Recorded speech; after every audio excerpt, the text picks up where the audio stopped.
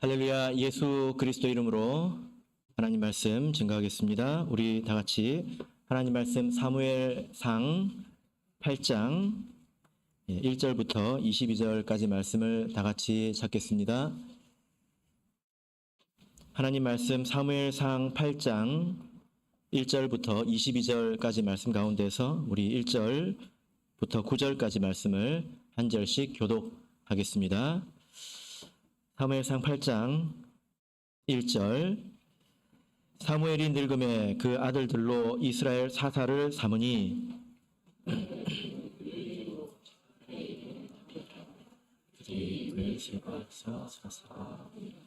그 아들들이 그 아비의 행위를 따르지 아니하고 이를 따라서 뇌물을 취하고 판결을 굽게 하니라.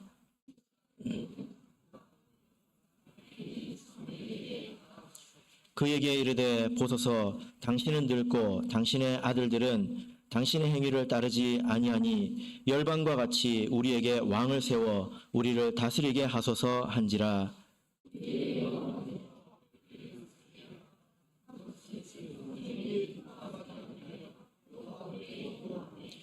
여호와께서 사무엘에게 이르시되 백성이 내게 한 말을 다 들으라. 그들이 너를 버림이 아니요 나를 버려 자기들의 왕이 되지 못하게 함이니라.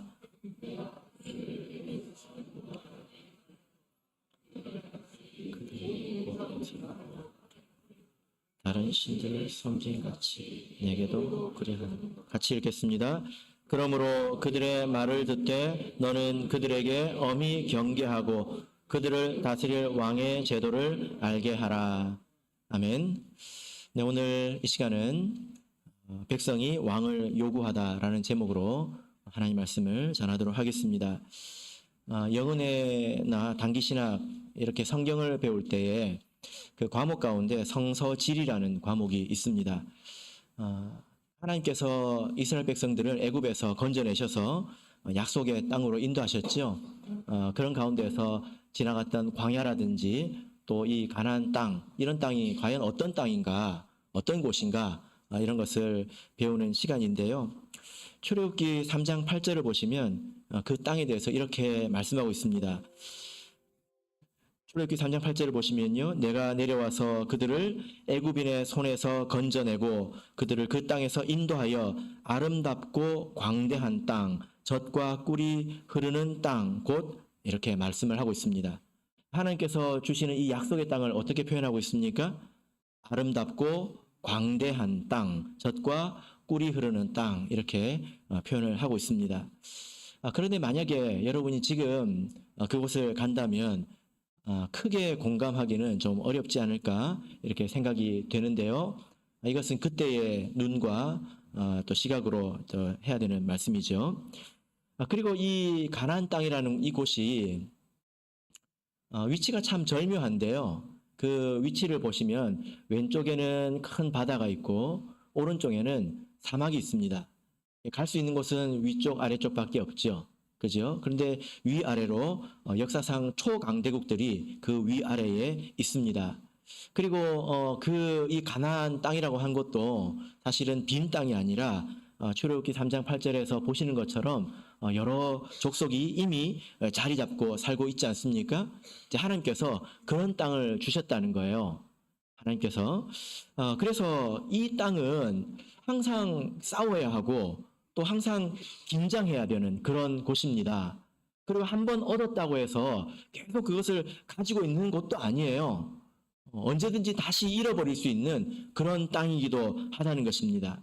하나님께서 자기 백성을 그런 땅에다가 이렇게 놓아두셨다라는 거죠.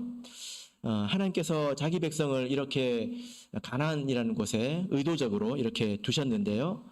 왜 이렇게 두셨을까요? 이 땅은 좋은 땅일까요? 보기에 따라 다르겠죠. 우리 사람에게는 기본적인 이 욕구라고 하는 것이 있지 않습니까? 욕구라는 것이 있잖아요. 근데 이 욕구에도 순서가 있다는 것을 심리학자들이 연구한 바가 있습니다. 사람의 욕구 가운데서 가장 기본적인 욕구가 생리적인 욕구라고 합니다. 먹고 자고 이런 것들, 생리적인 현상을 해결하는 욕구라고 합니다. 그 다음에 사람이 이런 생리적인 욕구가 만족이 되면 그 다음에 추구하는 것이 뭐라고 하죠? 보통 안전에 관한 욕구라고 이야기를 합니다. 신체적으로 또 정신적으로 경제적으로 어떤 위험에서 지금 당장 오지 않았다 하더라도 그런 위험에서 보호받고자 하는 그런 욕구. 그래서 혹시 있을지 모르는 여러 가지 일들에 대해서 없기를 바라고 그것을 대비하는 그런 마음이 사람에게 있다라는 것입니다. 이 두 가지 차원에서 보자면 하나님께서 주신 이 가나안 땅은 그렇게 썩 좋은 땅은 아닌 것 같습니다. 여러분 어떻게 생각하십니까? 그렇게 만족스러운 곳은 아닌 것 같아요. 홍길동전을 보면 저기 바다에 외딴 섬에 가서 율도국을 세우지 않았습니까? 하나님께서 이렇게 해주셨으면 어떨까요? 이 적의 침입에서 완전히 안전하고 적의 침입이 아주 어렵고 그리고 기후가 좋아서 항상 먹을 것이 풍성하고 그런 땅을 하나님께서 주셨으면 어땠을까요? 그러면 정말 좋았겠지요. 그런데 하나님께서는 그런 땅이 아니라 항상 싸워야 되고 싸워서 힘들게 얻어도 쉽게 빼앗길 수 있고 그런 땅을 하나님께서 주셨다라는 것입니다.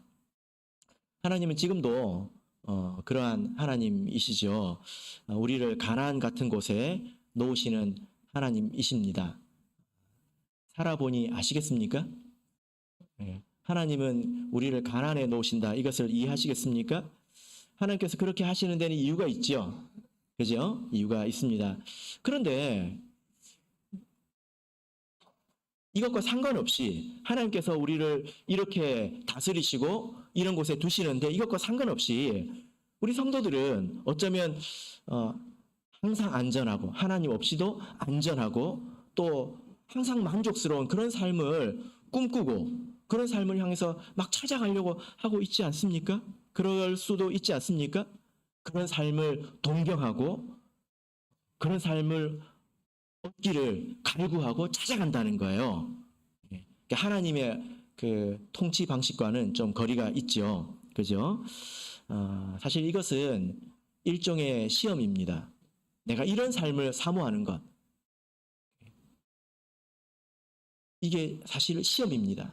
그래서 이스라엘 백성이 가나안 땅이라는 곳에 이런 그 좀 불안정하고 이런 땅에 만족하지 못하고 이제 애굽 같은 곳에 이집트 같은 곳에 내려가려고 하는 그런 것이 사실은 시험이죠. 자, 오늘 본문의 말씀을 보시면 이스라엘 백성이 이와 같은 시험에 빠진 것을 우리가 볼 수 있습니다. 자, 이제 사무엘상 말씀으로 들어가서 보겠습니다. 때는 사무엘 선지자의 때였습니다. 이렇게 전반적인 배경을 살펴보면 이스라엘 백성이 가나안 땅에서 살기가 편하지 않았어요. 그죠? 이 하나님께서 주신 땅인데 이 땅에 살기가 편하지 않았습니다. 옆에 블레셋이라는 그런 족속이 있었는데 이 대단한 무기를 가지고 항상 이스라엘 백성을 괴롭혔습니다. 얼마나 괴롭혔는지 나중에는 그 이스라엘 백성이 그 하나님의 법궤까지도 빼앗겨버리고 많았습니다. 아주 치욕스러운 일이죠. 왜 이런 일을 겪었을까요?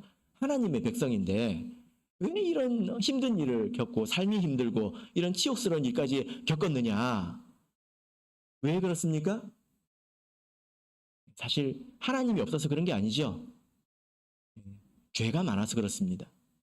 죄가 컸기 때문에 그렇습니다. 그래서 블레셋이 그 법궤를 가지고 이제 뺏어가지고 여기 뒀는데 가는 곳마다 재앙이 일어나니까 이리저리 막 법궤를 옮기지 않습니까? 그래서 이 법궤를 이 블레셋이 도저히 감당할 수 없었습니다. 이것은 하나님께서 살아계시다는 거잖아요. 그죠? 하나님께서 살아계시다는 거거든요. 하나님이 없어서 재앙을 당한 것, 이스라엘 백성이 고난을 당한 것이 아니라 그들이 죄가 많아서 그렇다는 것입니다.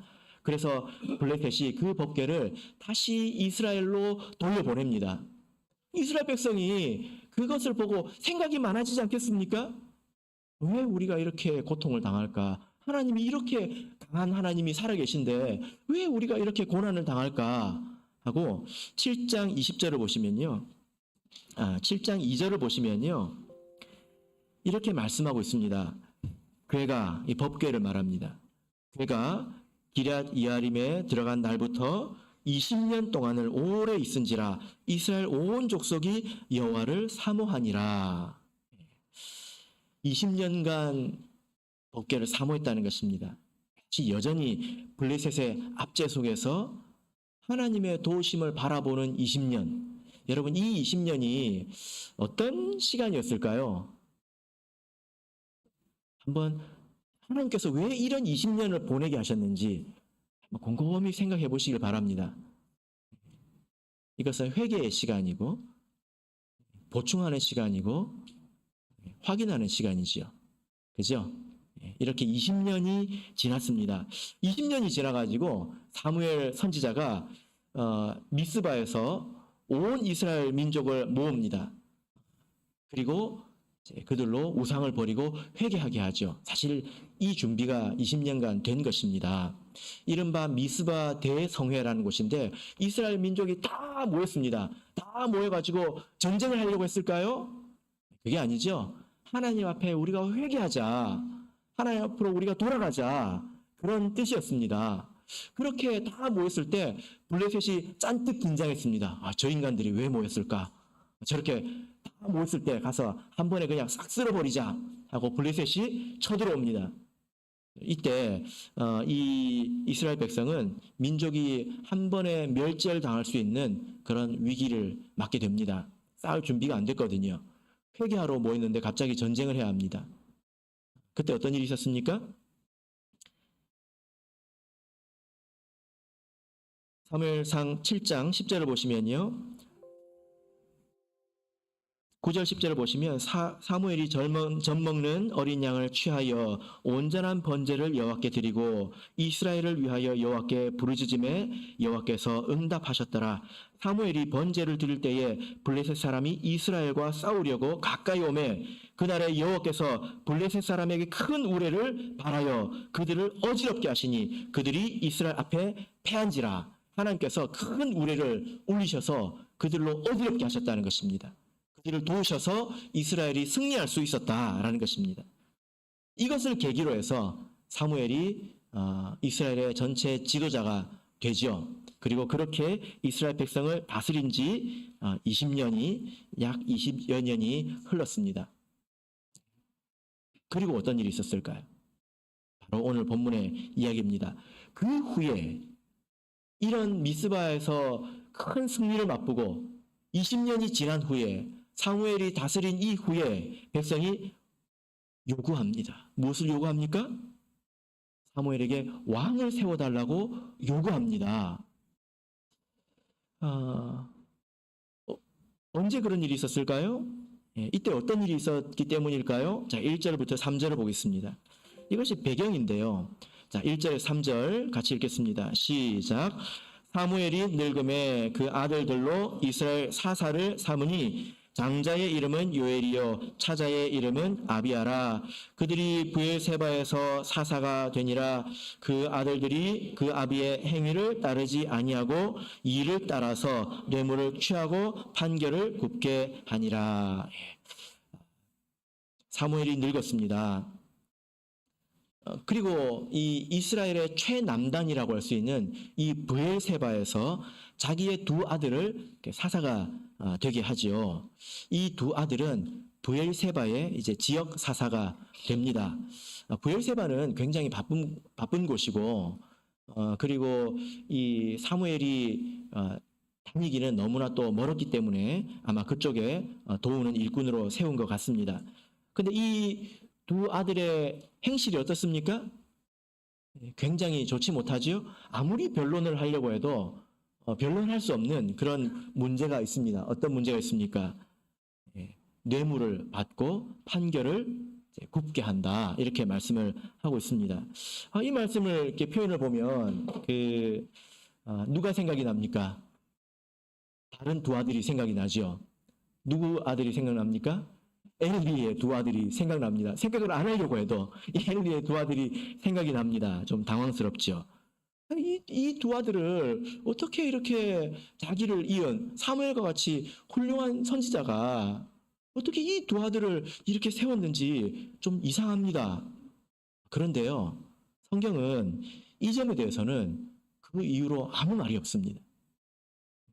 그래서 우리가 너무 말을 많이 해서는 안 되겠죠. 예, 이때에 이스라엘 백성이 왕을 구했습니다. 당신은 늙었습니다. 당신의 아들들은 당신 같지 않습니다. 하고 왕을 이제 구했다는 것입니다. 그들이 왜 왕을 구했을까요? 그리고 이렇게 왕을 구한 것은 어떤 의미가 있을까요? 예. 자, 우리 4절, 5절 보겠습니다. 4절, 5절 읽겠습니다. 시작.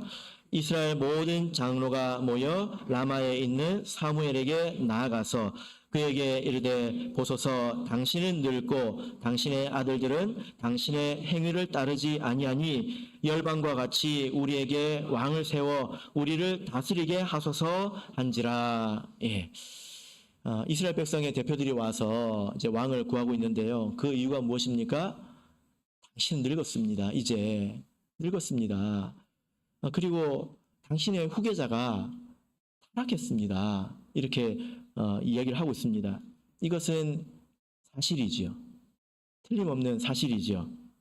사실은 사무엘이 이때 나이가 50여 세 정도로 보입니다. 여러 학자들이 또 추정을 해보면 크게 사실 어렵지는 않은데 50여 세로 보이는데 늙었다고 하니까 여러분 기분이 어떠십니까?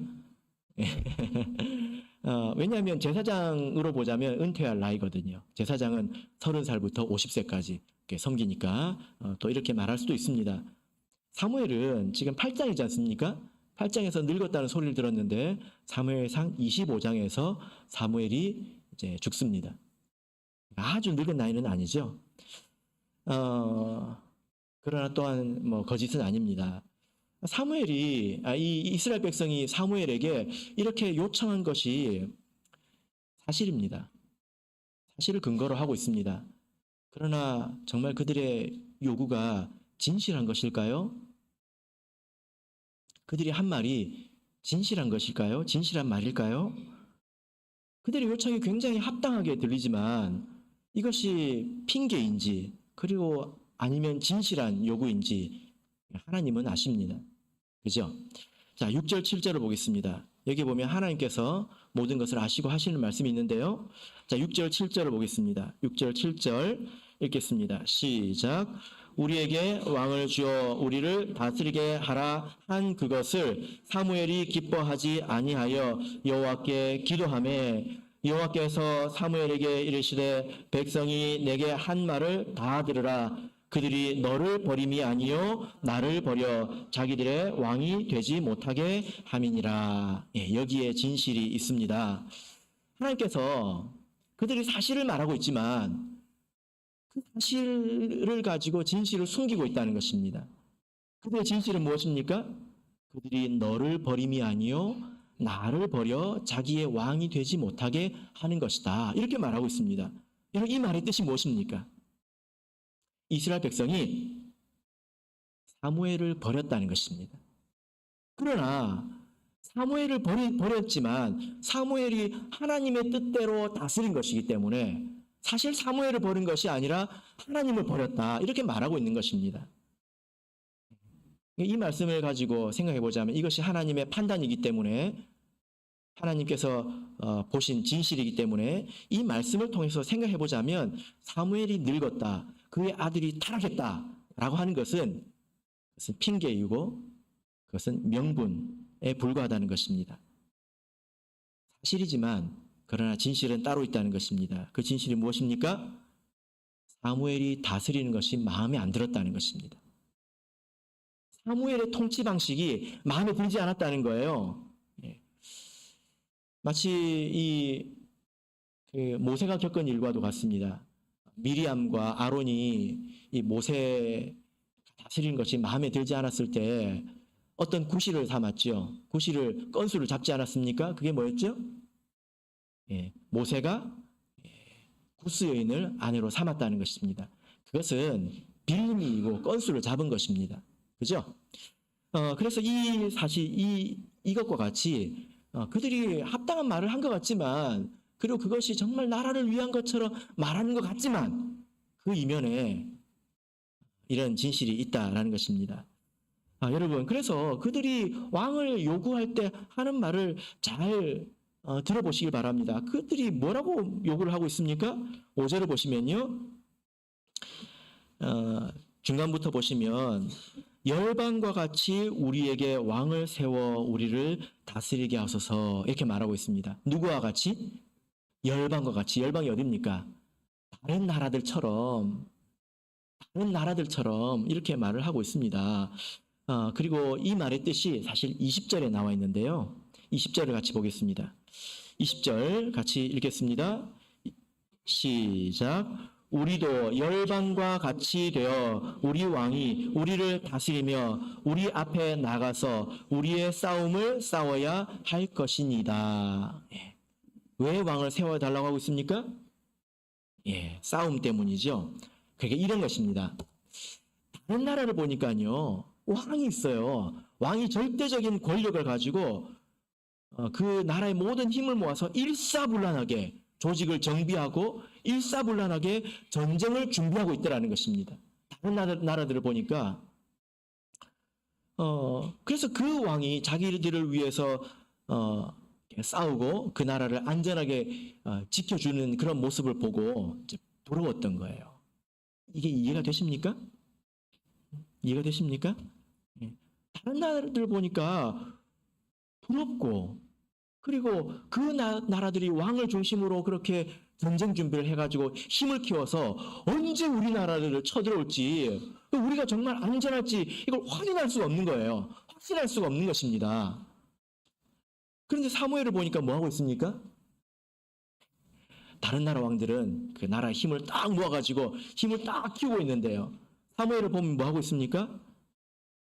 기도하고 다니면서 설교하고 회개하라고 하고 가서 제사 지내고 이런 거 하고 있는 것입니다. 이스라엘 백성이 보기에 답답했던 거예요. 불안하고 이러다가 어떻게 되려나. 그러나 옛날에 이 사무엘이 미스바에서 한 일이 있기 때문에 사무엘을 함부로 할 수는 없습니다. 그러나 그 마음속에서 불안한 마음이 끌어올라서 견딜 수가 없는 거예요. 근데 때가 되었습니다. 어떤 때가 되었습니까? 이제 기회가 왔습니다. 핑계거리가 생겼습니다. 뭡니까? 사무엘이 늙었다는 거예요. 늙기를 기다렸겠죠. 그리고 그 아들들이 시원찮다는 것입니다.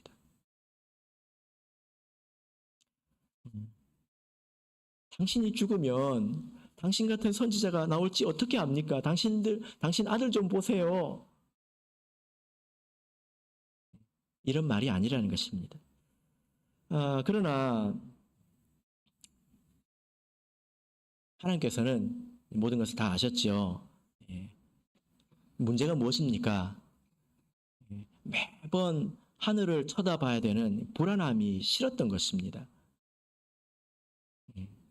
하나님께서 다스리는 방식이 마음에 들지 않았던 거예요. 하나님은 그렇게 하셨거든요. 매번 하늘을 바라보게 하셨거든요. 그게 싫었던 것입니다. 피곤한 거예요. 스트레스 받고.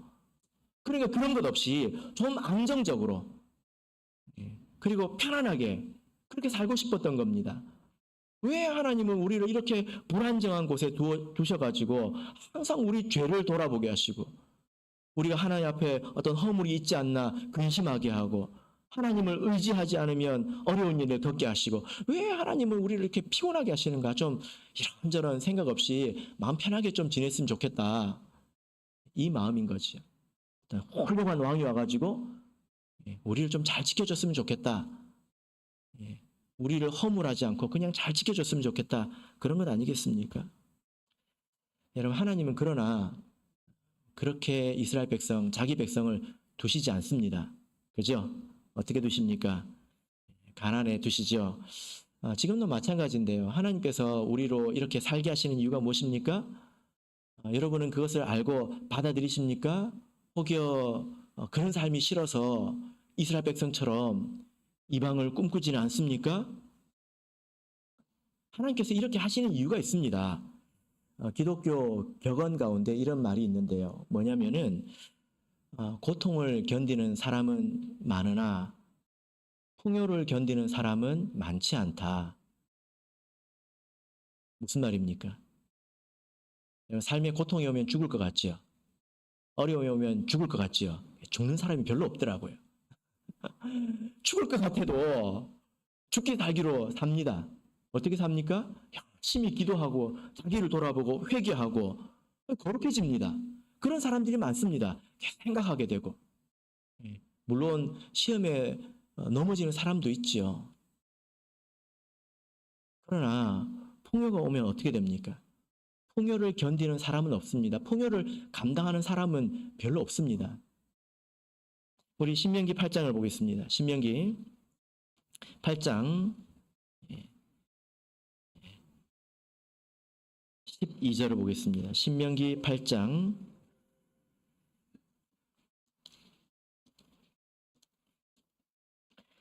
12절에서 14절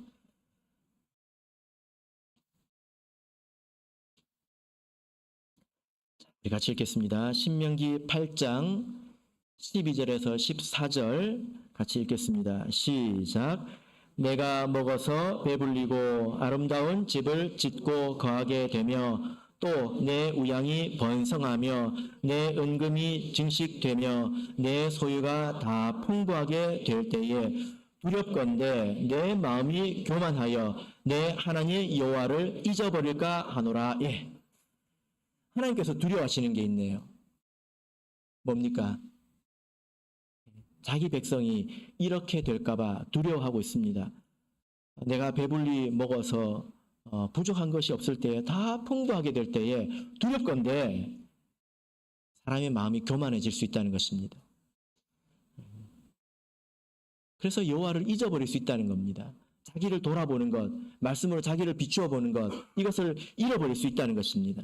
이게 하나님께서 두려워하시는 일이고 염려하시는 일입니다. 우리 중에 그렇지 않은 사람이 있습니까? 저는 그런 거 하나님 절대 걱정하지 마시고 잘 해주세요. 저는 절대로 교만하지 않고 항상 근신하고 절대 넘어지지 않을 테니까 저한테 그냥 형통함만 주세요. 이렇게 자신 있는 분 계십니까? 저도 생각을 해봤거든요. 자신이 없더라고요. 은수 형제는 자신 있습니까? 예, 웃음으로 대답을 하시네요. 그런 일을 다 겪고 나서 그럴 것을 감당할 사람이 되면 주시겠지요. 그죠? 우리가 성경을 통해서 보면 이 부유함, 풍요로움이 천국 가는데 크게 도움이 되지 않습니다. 맞습니까? 예, 예수님께서 뭐라고 말씀하셨나요? 부자는 천국에 들어가기가 쉬우니라 어려우니라.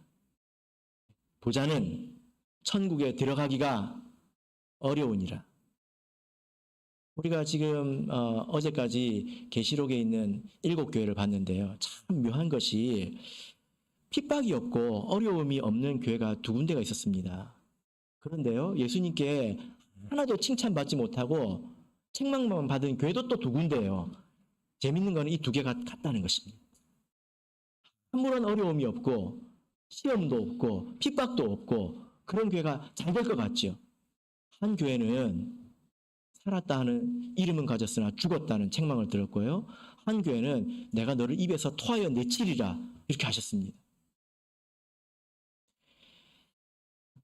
하나님께서 이것을 아시기 때문에 우리 사람이 어떤 존재인지를 아시기 때문에 이런 삶의 형편 가운데 두셨습니다. 이것이 우리에게 좋은 것이고 우리에게 안전한 것이죠.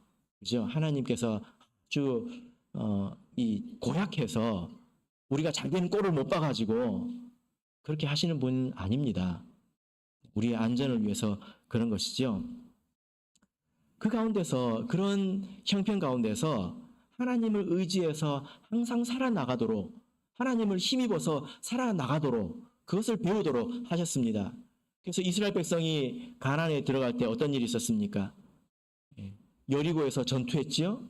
그리고 나서 아이성에서 전투하지 않았습니까? 이 여호수아가 여리고에 갈 때 이 어떻게 내가 이 성을 이 견고한 성을 점령해야 될까 이렇게 바라볼 때에 여호와의 군대 장관이 나타났습니다. 누가 여호와의 군대 장관입니까? 여호수아입니다. 여호수아가 여호와의 군대 장관인데 갔어요? 갔는데 누가 나타났습니다. 너는 누구 편이냐? 내 편이냐? 저 편이냐? 하니까 나는 여호와의 군대 장관이라고 했습니다. 내가 여호와의 군대 장관인데, 근데 여호수아는 알았죠. 그 여호와의 군대 장관이 누구입니까? 하나님이십니다. 그래서 이 싸움은 하나님에게 속한 것이지 우리의 힘으로 싸우는 것이 아니다. 이것을 여호수아가 알고 배우지 않습니까? 그래서 그 강력한 성을 한 사람도 죽지 않고 점령합니다. 여러분, 이 세상에서 제일 약한 나라와 제일 강한 나라가 싸우면 제일 강한 나라가 한 사람도 죽지 않고 이길 수 있을까요? 그게 가능할까요? 예를 들어 미국하고 저기 아프리카에 있는 어떤 나라하고 싸웠어요. 미국이 한 사람도 죽지 않을까요? 힘들지요. 근데 이 이스라엘 백성이 하나님을 의지했을 때에 한 사람도 죽지 않고 그 성을 점령하게 됩니다. 이것이 그리스도인의 삶의 방식이죠. 세상 사람들이 사는 것과 우리 그리스도인이 사는 삶의 방식은 다릅니다. 그런데 우리는 이렇게 살아야 되는데 다른 것을 원한다는 것입니다. 자신의 힘을 키우기를 원하고, 그래서 스스로 안전하기를 원하고, 능력을 갖추기를 원하고, 그러기를 원한다는 것입니다. 사실은 그렇게 잘 되지 않습니다. 그렇게 살아보세요. 잘 되지 않습니다. 그 사람이 정말 하나님의 백성이면 그렇게 잘 되지 않습니다. 하나님께서 그냥 그렇게 두시지 않습니다. 그러므로 여러분, 우리 그리스도인이 당연히 열심히 살아야지만 이런 거짓말에는 속지 말아야 합니다. 신앙생활이 내 삶에 방해가 되는 것처럼, 내가 세상에서 무언가를 성취해 나가고 형통한 삶을 사는데 신앙생활이 걸림돌이 되는 것처럼 그런 말에 속지 말아야 합니다. 이것은 하나님의 백성이 어떻게 이 세상을 살아나가는지 그 삶의 방식을 모르기 때문에, 세상 사람들처럼 사는 것밖에는 모르기 때문에 그래서 하는 거죠. 그래서 그렇게 말하고 생각하는 것입니다. 뭐 성경 말씀만 들을 게 아니라 세상의 흐름도 알아야 됩니다. 세상에서도 들을 것은 듣고 배울 것은 배워야 합니다. 이게 얼마나 애매한 거짓말입니까? 이런 거짓말에 우리가 넘어가지 말아야 합니다. 우리 하나님은 아멘이신 하나님입니다. 그래서 제가 이런 표현을 종종 하지 않습니까? 지구는 푸르다. 지구는 푸르다. 이게 무슨 말입니까? 지구가 푸릅니까? 블루 마블이라고 하잖아요. 지구가 푸릅니까? 한번 보세요, 지구. 푸릅니까? 지구가 푸르다고 하는 거는 저기 위에 가봐야 압니다. 한 사람의 한 사람의 인생을 보면요, 이 토막토막 하루하루 이렇게 보면 하나님의 다스림이 잘 안 보여요. 그런데 그 사람의 인생을 이렇게 멀리서 전체적으로 보면요, 하나님 말씀은 틀림이 없습니다. 그래서 자기 욕심대로 살아가는 사람은 그 대가를 얻게 됩니다. 세상적으로 욕심을 부려가지고 잘 되고 천국도 가고 그런 거 없습니다. 그렇게 잘 되지 않습니다. 제가 이번에 이제 서울에 가서 이런 말을 들었습니다. 어떤 교회 청년들은 어떻게 시험만 쳤다 하면 합격을 한다는 거예요. 공무원에도 합격하고 선생님에도 합격하고 공기업에도 합격하고. 그래서 이 서울 청년들 사이에서 뭐라고 하는 이야기가 있냐면, 합격하려면 그 교회 가야 되냐? 거기 뭐 터가 좋습니까? 물이 좋습니까? 왜 그렇습니까? 사실 그것이 전부는 아니지만 그래도 보이는 것이 있다는 것입니다. 뭐죠? 하나님을 사랑하고 하나님을 의지하고 하나님을 뜻을 따라서 살아갈 때 형통하다는 거예요. 그죠? 그것이 보이기 때문에 하는 말이지 않습니까? 이것이 하나님의 백성이 사는 방식이지 적당히 이쪽 저쪽 잘 갈아타서 형통해지지 않습니다. 그런 사람은 형통하지 않습니다. 사무엘이 이런 그 요구를 들었을 때 굉장히 화가 났겠죠. 사무엘은 알았거든요. 자기를 기뻐하지 않는다. 내가 이런 식으로 다스리는 것을 기뻐하지 않는다. 이것을 알았을 것입니다. 그런데 백성들이 참 뭐라고 말을 해야 될까요? 사무엘에게 요청할 때 무엇을 빌미로 요청합니까? 사무엘의 자녀를 빌미로 요청하고 있습니다. 참 이것이 사무엘이 어떻게 들렸을까요? 만약에 이제 누가 저에게 목사님 자녀들한테 문제가 많으니까 저는 앞으로 목사님 설교를 듣지 않겠습니다. 아직 그런 분이 안 계시지만 혹시 생길지 모르겠다는 염려가 항상 있습니다. 예, 그렇게 저한테 말하지 마세요. 사무엘은 이 말을 들었습니다. 얼마나 마음이 아팠을까요? 얼마나 마음이 아팠을까? 화도 났을까? 야 이놈들아! 내가 너희들 마음을 모를 줄 아냐? 하고 사무엘이 불호령을 내린 게 아니라 어떻게 했습니까? 자, 본문으로 가서 보겠습니다. 사무엘상 8장 6절을 보겠습니다. 자, 여기서 사무엘의 성숙한 신앙과 인격을 볼 수 있는데요. 자, 읽겠습니다. 사무엘상 8장 6절 읽겠습니다. 시작. 우리에게 왕을 주어 우리를 다스리게 하라 한 그것을 사무엘이 기뻐하지 아니하며 여호와께 기도하매. 사무엘은 그 앞에서 하나님 앞으로 갔다는 것입니다. 모세도 그랬죠? 모세도 이런 문제가 있을 때는 하나님 앞에 가서 그가 기도한 것을 우리가 볼 수 있습니다. 그때 하나님께서 이렇게 대답을 하셨습니다. 7절 말씀을 보시면 백성들이 너에게 한 말을 다 들으라 이렇게 말씀하셨죠. 그런데 9절을 보겠습니다. 자, 9절 읽겠습니다. 시작. 그러므로 그들의 말을 듣되 너는 그들에게 엄히 경계하고 그들을 다스릴 왕의 제도를 알게 하라. 하나님께서 이 사무엘 선지자를 통해서 이런 말씀을 주셨는데요. 뭐냐면 그 사람들이 지금 왕의 제도가 무엇인지 잘 모르고 구하니까 그것을 알게 하라는 것입니다. 자기들이 구하는 것이 무엇인지 알게 하라는 거예요.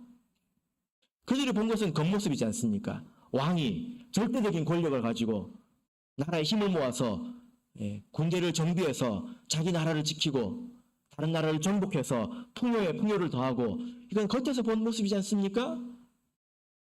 잘 모른단 말이죠. 그래서 10절부터 보시면 이 왕의 제도가 가지고 있는 위험에 대해서 충분히 말씀해 주고 있습니다. 어떻게 말씀하고 있습니까? 야, 왕이 군대를 일으키고 나가서 싸운다 치자. 그 군대가 누구냐? 너희 아들들이다. 왕의 집에서 빵을 구워야 될 텐데 누가 굽냐? 너희의 딸들이다. 그 왕이 그 사람들을 착취할 거라는 것입니다. 왕으로 인해서 그들이 구하는 그것으로 인해서 도리어 고통을 당할 것이다. 이것을 알려주고 있는 것이죠. 사실 이것이 맞지 않습니까?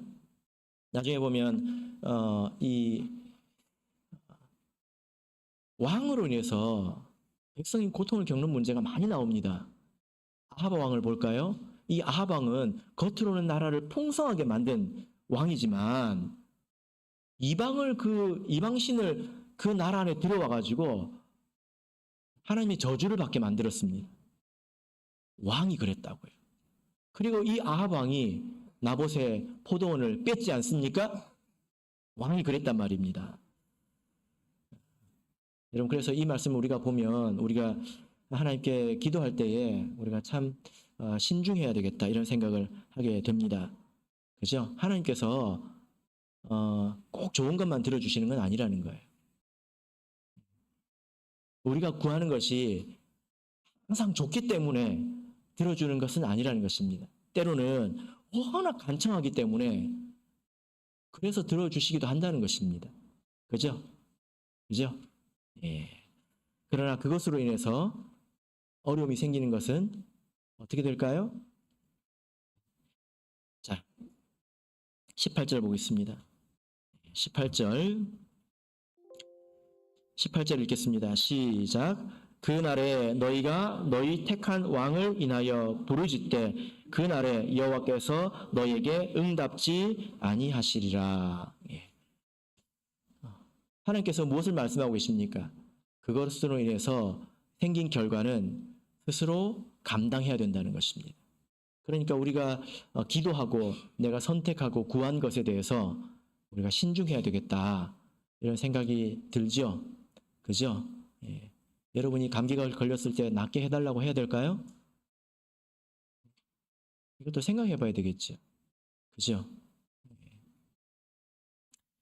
그런데 자, 이제 19절, 20절 하나님께서 선지자를 통해서 그들이 구하는 것이 얼마나 문제가 많은지에 대해서 이제 가르쳐 주셨습니다.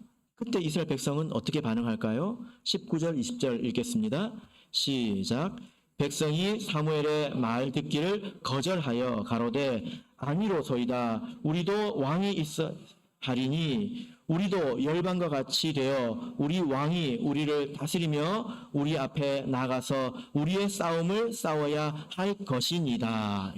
백성들이 고집을 부리잖아요. 하나님께서 이 사무엘 같은 대선지자를 통해서 말씀하셨는데도 이스라엘 백성이 고집을 부리고 있습니다. 왜 이렇게 고집스러울까요? 왜 이렇게 고집이 셀까요? 이 고집은 도대체 어디서 온 걸까요? 이 고집이 어디서 온 것이죠? 자, 우리 예레미야서를 보겠습니다. 예레미야서 42장입니다.